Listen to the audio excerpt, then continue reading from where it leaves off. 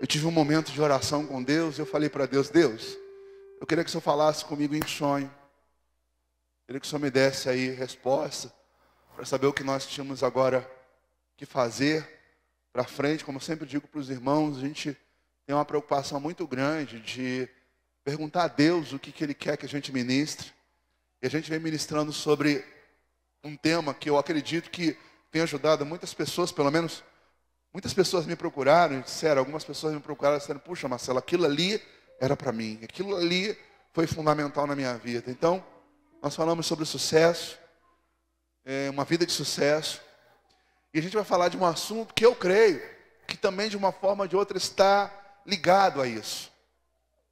Nós vamos falar sobre o poder de Deus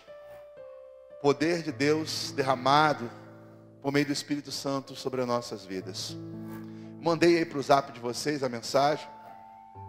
E nós vamos estar ministrando sobre esse assunto. Com que finalidade?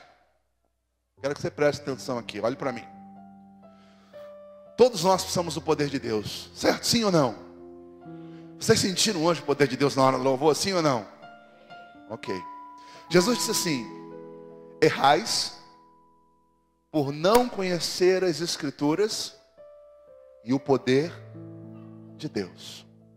Nossas últimas ministrações, nós tivemos a possibilidade de mandar muito conteúdo para vocês. Conhecimento das Escrituras. Falamos de coisas que precisamos para ter uma vida de sucesso. Falamos do alvo, como Paulo disse, prossigo para o alvo. Falamos de exemplos de pessoas que tiveram sucesso, mas que também tiveram momentos difíceis porque não tiveram equilíbrio emocional. E nós queremos agora abordar nas próximas semanas agora uma outra área, que é a área do poder. Porque se você tem conhecimento, mas você não tem poder, esse seu conhecimento ele não vai avançar. Porque você precisa de Deus, o poder de Deus, para você avançar naquilo que você já aprendeu. E é sobre isso que nós vamos estar ministrando. Vamos falar sobre esse assunto nas próximas semanas. E o texto que eu separei aqui para vocês foi: as últimas palavras de Jesus antes da sua ascensão foi: eis que sobre vós envio a promessa de meu Pai. Lucas 24, 49. Ficai, porém, na cidade, até que do alto sejais revestidos de poder. Vocês podem repetir comigo esse finalzinho? Até que do alto sejais revestidos de poder. Repita comigo: poder. Mais alto: poder. Mais alto: poder. Isso. A gente precisa de poder. Sem poder a gente não consegue avançar. Amém? Vamos agora orar por isso? Feche seus olhos aí. Pai, no nome de Jesus, eu quero pedir agora que a sua palavra venha de encontro ao nosso coração e possamos sair daqui revestidos de poder. Nós queremos sair revestidos de poder. Nós queremos sair revestidos do Teu Espírito Santo. O que nós vamos ministrar para os próximos domingos será sobre revestimento de poder. Conforme o sonho que o Senhor me deu, eu creio que o Senhor quer acrescentar nas nossas vidas esse poder, para que aquilo que a gente já aprendeu seja, Senhor, posto em prática. Então, responde os nossos clamores. Abre a nossa mente e opera em nome de Jesus. Amém. Amém. Aperte a mão do seu irmão e diz assim: vamos receber poder.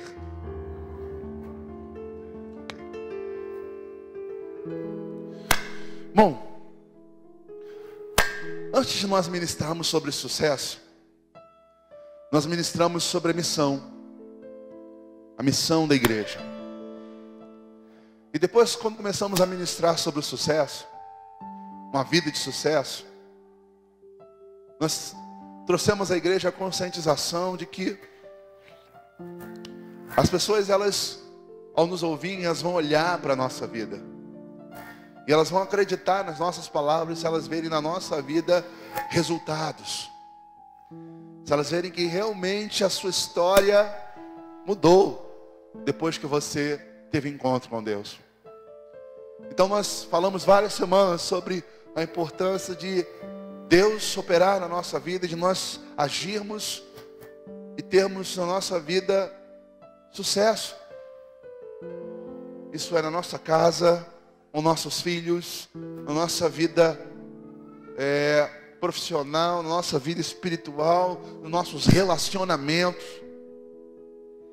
E aí quando você fosse falar, olha, Jesus é bom, a pessoa olhar para você e dizer assim, rapaz, fulano depois que entrou para a igreja, a vida dele mudou. Ele aceitou, ele entrou nessa lei dos crentes aí.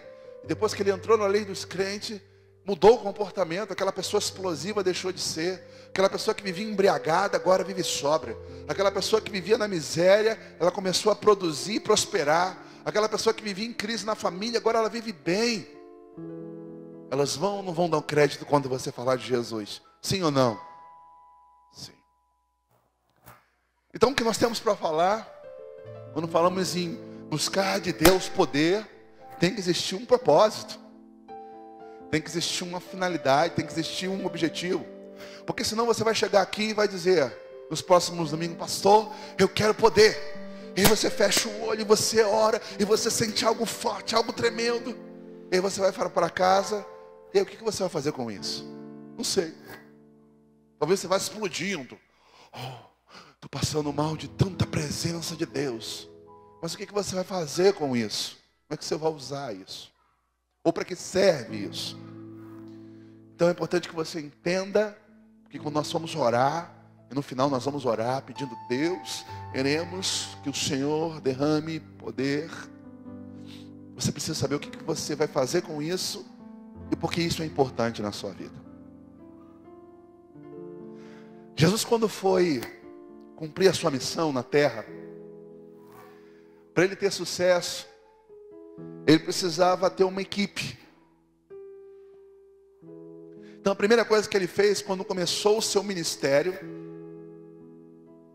ele formou uma equipe. Repita comigo. Equipe. Quando a gente vai fazer alguma coisa, para você ter sucesso, você precisa de uma equipe. E o que Jesus fez no início do seu ministério? Montou uma equipe. Mas essa equipe, ela não tinha, quando Jesus agregou, formou, trouxe essa equipe ela não tinha valor. Para a sociedade, aqueles homens não tinham valor algum. Por uma série de fatores, vou citar alguns. Primeiro, que não eram pessoas que tinham muito conteúdo de conhecimento. Muitos deles eram quase que analfabetos. Eles não tinham conhecimento intelectual, não eram conhecidos como doutores da lei. Esse era um fator que fazia com que, perante a sociedade, eles não tinham muito valor. Além disso, quase todos eles viviam numa região muito pobre. Então, as pessoas que moravam na Galileia eram meio desprezados, porque eles eram considerados como pessoas sem nenhum tipo de valor financeiro.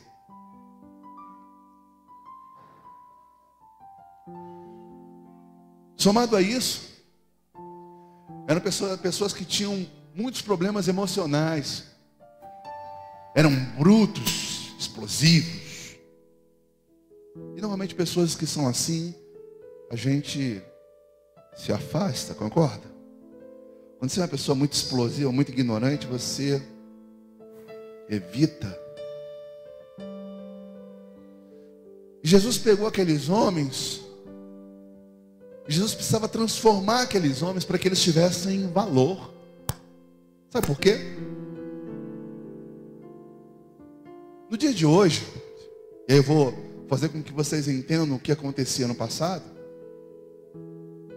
O importante na nossa atualidade para o ser humano, e você talvez concorde comigo, não é o que se fala, é quem fala. Se você pega uma pessoa totalmente desconhecida no meio da mídia, e você bota ela para falar, alguém dá valor? Sim ou não? Não. Mas se você pega uma pessoa muito conhecida no meio popular, nas redes, na televisão, o que ela fala tem muito, o quê? Valor. Para a sociedade tem muito valor. Então, dependendo de quem fala, só se dá crédito a quem tem valor. E aí Jesus forma um grupo de pessoas que não tinham para a sociedade nenhum valor. Jesus precisava mudar essa realidade. Por quê? Porque o objetivo de Jesus é que aqueles homens fossem escutados, fossem, no momento que fossem comunicar alguma coisa, fossem compartilhar alguma coisa, as pessoas elas tinham que olhar para eles e para aquilo que eles se tornariam, elas dariam valor àquilo que aqueles homens dissessem, aquilo que aqueles homens expressassem. E aí que Jesus ele fez, ele começou um processo de transformação. Ele pegou pessoas sem nenhum valor, com problemas de temperamento, com problemas comportamentais, com problemas de conflitos internos, obrigado, de conflitos internos, homens desacreditados, e começou a treinar aqueles homens. Preste atenção no que eu estou lhe dizendo, que talvez alguma das coisas que eu estou dizendo tenha a ver com você. E começou a treinar aqueles homens. E a primeira coisa que ele fez foi fazer com que aqueles homens mudassem o seu jeito de ser. Porque eles só teriam valor se as pessoas olhassem para eles e vissem que eles tinham passado por uma transformação. O que isso tem a ver com você? Muitas vezes no nosso trabalho, na nossa casa, na nossa cidade, nós não temos, às vezes, muito valor. Talvez as pessoas olhem para você e digam: quem você é? Talvez ela procure e veja: onde é que você mora? Qual é a sua profissão? E o que Jesus fez, começou a transformar aqueles homens, começou a colocar novos conceitos, começou a influenciar o temperamento daqueles homens, dizendo: mudem, sejam mansos como eu sou, ame como eu amo, sirva como eu sirvo. E esse processo não foi um processo fácil. Mudar uma pessoa não é uma coisa fácil. Às vezes nós estamos anos vivendo de uma maneira e a gente acorda no dia seguinte sabendo que tem que viver de outra. E às vezes é conflitante você abandonar algumas coisas que você agora entende que é errado. Às vezes você até desanima de continuar na igreja porque você diz: para não ser crente de verdade eu não posso me batizar, porque eu não sou ainda, não consigo ainda fazer tudo certinho. E nesse processo houve momentos de altos e baixos. Altos e baixos. Coisas que fez com que os discípulos demonstrassem que estavam passando por transformação, mas daqui a pouco eles estavam também comportando-se da maneira errada. E juntamente com isso eles tinham um outro problema para enfrentar. Era que além das questões comportamentais, existiam as espirituais. O diabo estava ali buscando oportunidade para poder influenciá-los, para poder fazer com que eles tropeçassem, para que eles errassem. Então eles tinham duas grandes lutas, eles tinham duas grandes pelejas. Uma eram eles mesmos, e a outra era enfrentar o maligno. E para vocês verem que era uma dificuldade muito grande, eles estiveram lado a lado com Jesus 3 anos.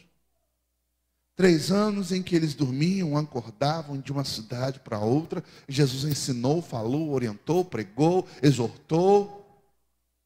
Mas mesmo assim, no momento em que Jesus ele estava sendo preso, crucificado, ali revelou o que ainda estava oculto na vida deles. Prenderam Jesus e todos fugiram, abandonaram o Senhor. Na hora que Jesus estava sendo açoitado, preso, condenado, alguém chegou para um deles e disse: você é um deles? E ele imediatamente mentiu. Não sei quem é esse homem, nunca vi. O outro, que andou com ele, traiu, foi lá e vendeu. 3 anos andando com Jesus, foi lá e vendeu Jesus por 30 moedas. Após a ressurreição, um deles disse: olha, Jesus ressuscitou. E o outro falou assim: eu não acredito. Eu só vou acreditar se eu mente ver as marcas.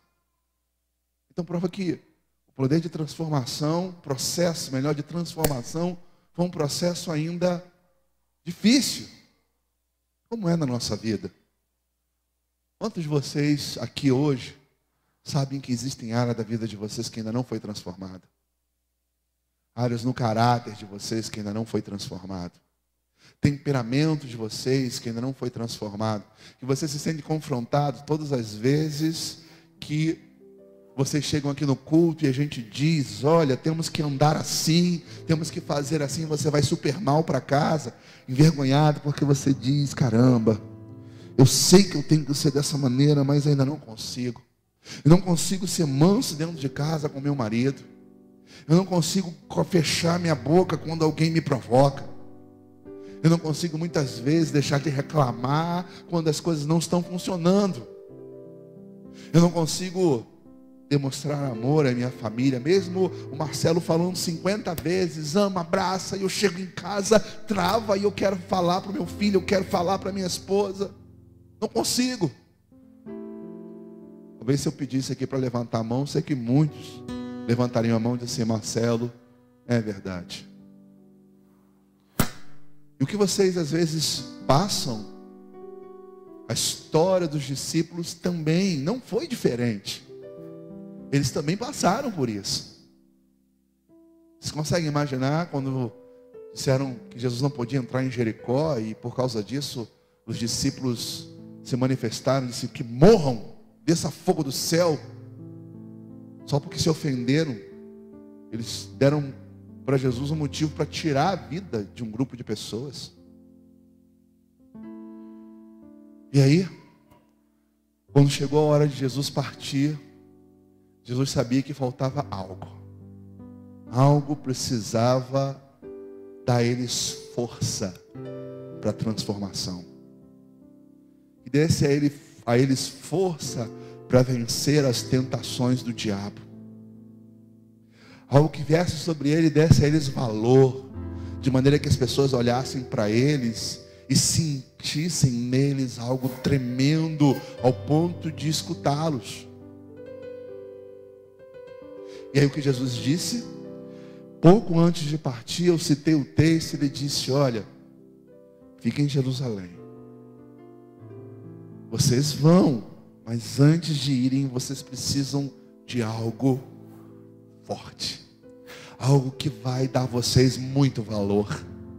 Algo que vai fazer com que as pessoas olhem para vocês e deem crédito, acreditem em vocês. Algo que vai levar a vocês serem reconhecidos. Porque Deus sabe que as pessoas dão crédito àqueles que têm valor. Uma pessoa que tem valor, você escuta. E não, fulano tem valor. Ou porque é uma pessoa idônea, ou porque é uma pessoa inteligente, ou porque é uma pessoa agradável. Coisas que agregam valor àquela pessoa e você dá valor a ela. E aí, se os discípulos não tivessem experimentado esse algo sobrenatural, eles não iam conseguir. Porque Jesus disse: olha, sem mim nada podeis fazer. E aí Jesus disse: sabe o que vocês precisam? Esperem, porque eu vou dar a vocês algo que vai dar a vocês muito valor. Eu vou enviar poder. E esse poder não é um poder financeiro. Não é um poder humano, racional, natural. É algo sobrenatural. E a Bíblia diz que quando eles estavam orando, e de repente esse poder veio.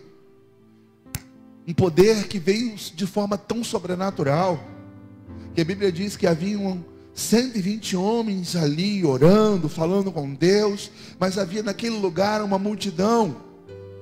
E quando aqueles homens receberam uma experiência sobrenatural, um poder que desceu do céu, havia ali em Jerusalém milhares de pessoas, porque era uma festa chamada Festa do Pentecostes. Era uma festa tão importante que os judeus que moravam fora do seu país vinham de outros países para participarem da festa.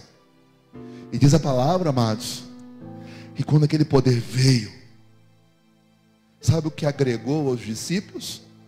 O valor que eles precisavam para que todos dessem a eles crédito. Tanto é que quando o Espírito Santo foi derramado e começou a manifestar uma presença, algo grande, algo tremendo, algo poderoso, algo visível, começaram a ter visões. Aquela multidão de gente que estava ali, a Bíblia diz que eles ficaram atônitos. Eles começaram a olhar e dizer assim: mas esses homens não são pessoas aí sem cultura? Não são leigos? Não são aí os galileus? O que está acontecendo? Eles começaram a ser tomados de um poder tão sobrenatural, que a Bíblia diz que eles começaram a falar em outras línguas. A Bíblia chama isso de língua dos anjos. E de repente Deus deu um outro dom, que foi o dom de interpretar as línguas. E eles ficaram mais maravilhados, porque eram pessoas indoutas e estavam falando em várias línguas estrangeiras. Isso é, houve interpretações. Quando eles disseram, não estão falando nas nossas próprias línguas, da onde nós viemos, a língua dos medos, dos romanos, estão falando todas as línguas. E aquela multidão ficou maravilhada. E aí aqueles homens que não tinham valor, que eram considerados galileus de uma região pobre, homens que eram considerados indoutos, sem cultura, sem estudo, aí começaram a ser vistos de uma outra forma. E a Bíblia diz que Pedro se levantou no meio deles. E aí quando ele levantou para falar, já não era mais aquele pescador. Não era mais aquele homem que vivia na Galileia, só sobrevivia da pescaria. Não era aquele homem sem estudo, sem entendimento, pobre. Quando ele se levantou, todos olhando, e quando ele abriu a boca, eram ali 3.000 pessoas. E ele começou a falar. E quando todos olharam para Pedro e viram aquele homem cheio de Deus, cheio de talentos sobrenaturais, cheio de manifestações sobrenaturais, aí todos deram a ele valor. No momento que questionaram, não são eles aí os galileus? Mas quando Deus derramou o poder, todos o respeitaram. E quando ele terminou de pregar, 3.000 pessoas chegaram até eles e disseram assim: que faremos? Que faremos, pois, irmãos? Agora eram irmãos. Que faremos, irmãos? Eu pergunto para você: quantas pessoas dentro da sua casa não te dão valor? Olham para você e acham que você aí é um jovem destrambelhado. Ah, minha filha não tem juízo. Já ouviu isso? É. Quantos de vocês talvez não tenham na família pessoas que não te dão valor e dizem assim: ai, minha filha, depois que entrou para essas leis dos crentes, agora ela ficou bitolada, quer tudo certinho, não pode mentir, não pode xingar. Quantas pessoas no seu trabalho talvez não te deem valor? Os parentes do seu marido não te dão valor. Mas se você for cheio de Deus, se você for cheio de poder, a transformação que você sabe que você precisa na sua vida vai acontecer. Aquilo que você não consegue abandonar, que você sabe que é errado, você vai abandonar. Aquilo que você não consegue agir, nós falamos um dia do poder da ação, e você estava aqui em total conflito, porque você ouviu na pregação anterior eu dizer assim: amados, nós temos que agir. Mas você diz: eu não consigo, porque eu estou fraco. Mas se você estiver cheio de poder, você vai agir. E aí essa transformação na sua vida vai agregar valores. Quando as pessoas olharem para você e ver você abrindo a boca, elas vão dizer: alguma coisa aconteceu. Eu me faço lembrar de uma passagem que Jesus estava pregando, e os que odiavam Jesus, os sacerdotes, mandou chamar os soldados e disse: vão lá e prendam esse homem. E foram prender Jesus. Mas quando eles chegaram, Jesus estava falando. Por favor, nossos obreiros aqui. Estavam falando. E quando eles estavam falando, quando Jesus estava falando, o que aconteceu? A palavra diz que aqueles homens voltaram. E quando voltaram, a Bíblia diz que perguntaram para eles: vocês não prenderam Jesus? E eles disseram assim: não. Por quê? Porque nós nunca vimos nenhum homem falar dessa maneira. Você imagine quando você abrir a boca e a sua mãe te escutar. Você imagine quando você abrir a boca e seus colegas de trabalho te ouvirem. Você imagine você abrir a boca e os seus filhos te atenderem. Isso vai acontecer porque você tem valor. E quem fez com que você tivesse esse valor foi o poder de Deus sobre a sua vida.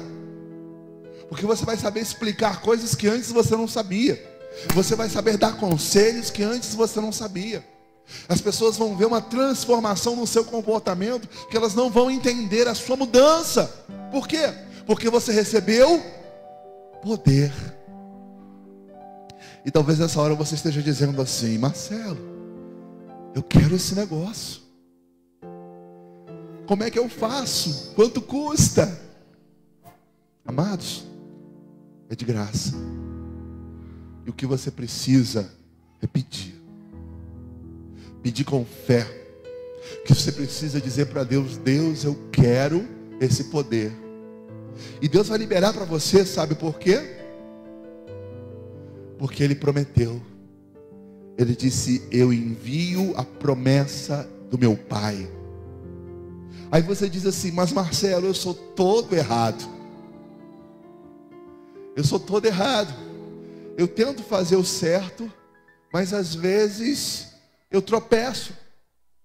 E aí eu vou dizer para você: talvez seja o grande motivo de Deus derramar sobre você poder. Por quê? Porque Ele sabe que você precisa de poder para deixar de ser errado e passar a ser certo. E aí talvez você diga: eu não mereço. E é verdade, nem eu mereço. Porque a Bíblia diz que esse Espírito é santo.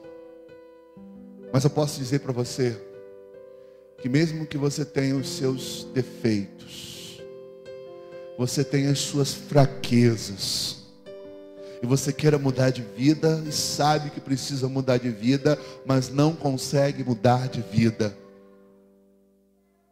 Deus pode derramar sobre você poder. Eu queria terminar essa reunião hoje orando com você, pedindo ao Senhor poder. E eu queria assumir com você um propósito que Deus falou com o meu coração, que nós deveríamos jejuar. Nessas próximas ministrações, nós vamos jejuar pedindo a Deus: Deus, eu preciso de um poder transformador. Será que você está disposto a entrar nessa proposta? Será que você está disposto durante 40 dias conosco? Abrir mão de uma refeição sua do dia, seja o almoço, ou o café da manhã, ou a janta, e você dizer: Marcelo, eu vou abrir mão de uma refeição do meu dia, porque eu quero o poder. Eu quero poder para agir, eu quero poder para mudar, eu quero poder para fazer história, eu quero poder para que as pessoas olhem para mim, me deem valor quando eu abrir a boca e falar de Deus. Eu quero poder para curar as pessoas, eu quero poder para fazer a diferença. Poder do Espírito Santo. E nós queremos convocar você para esse jejum começando quarta-feira. E nós vamos durante 40 dias até o dia 22 do próximo mês. Nós vamos terminar no domingo aqui com esse propósito.